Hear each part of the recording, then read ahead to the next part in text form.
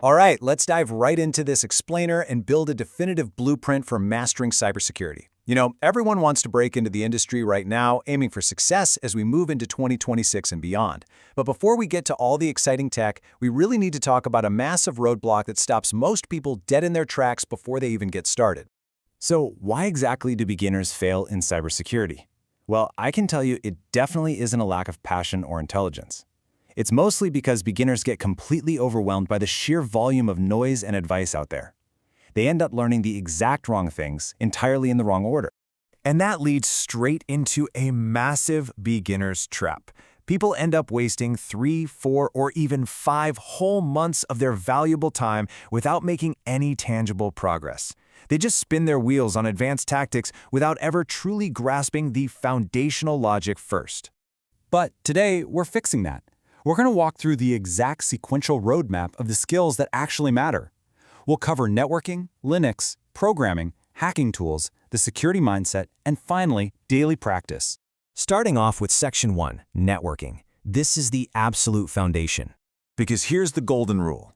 You simply cannot secure what you don't understand. You absolutely have to know how an IP address identifies a specific device on a giant network. You gotta grasp how DNS turns a human-readable domain name into that exact IP address.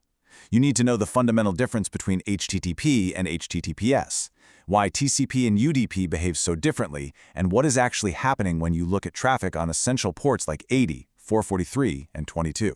This is your bedrock. Moving on to Section 2, Linux, the undisputed industry OS. There is a massive shift in your daily environment when you move from standard operating systems over to Linux. While Windows or Mac OS are fantastic for everyday users and regular office work, almost every single serious security tool runs on Linux first. It is, without a doubt, the operating system of the cybersecurity world. So, learning this really isn't optional if you want a career here. You need to master navigating the Linux file system, using terminal commands natively, understanding the quirks of file permissions, securely connecting to other machines using SSH, and writing some basic bash scripts. You basically have to be super comfortable living in the terminal. Now for Section 3, programming. Think of this as your connective wiring. Okay, take a deep breath. You do not need to be a full-time software engineer here, but you do need specific languages for specific tactical tasks to really scale your abilities. You're going to need Python for automation and scripting to speed up your workflows. You'll need Bash to handle those core Linux tasks we just talked about, and you definitely need a basic grasp of JavaScript to actually understand how web exploits function when you spot them in the wild. And why does this matter so much? Because programming is a real game changer. It turns you from someone who just blindly runs other people's tools into someone who truly understands them. You stop just typing commands and crossing your fingers for a result, and you start grasping the underlying mechanical reality of the whole shebang. All right, let's get to the really fun part. Section 4, hacking tools, your personal arsenal. We start building that arsenal with Nmap. It's the industry standard for scanning networks and finding open ports. This is basically your primary reconnaissance tool. When you need to digitally map out a network and figure out exactly what doors and windows have been left open, Nmap is the very first thing you reach for. Next up is Wireshark, which is specifically designed for inspecting network traffic packet by packet. So if Nmap is mapping the outside of the building, Wireshark is like putting a microscope right on the network wires to see exactly what data is flowing back and forth at the most granular level possible. Then we have Burp Suite. This is a comprehensive platform used specifically for testing the security of web apps.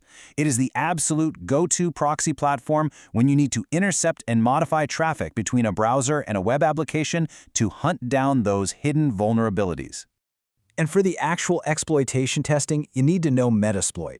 It's this incredibly powerful framework used for testing exploits, but doing it safely within a controlled environment. Once you find a vulnerability with your recon tools, Metasploit helps you safely test and validate if it can actually be exploited. Now, I know what you're thinking.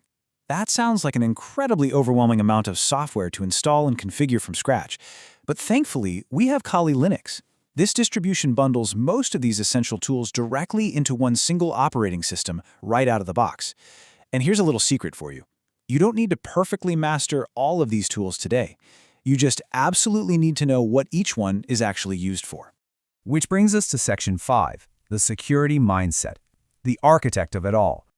Honestly, this mindset matters far more than people think. First off, it's about pure curiosity. It's about looking at a system and inherently asking, well, what if I tried this instead?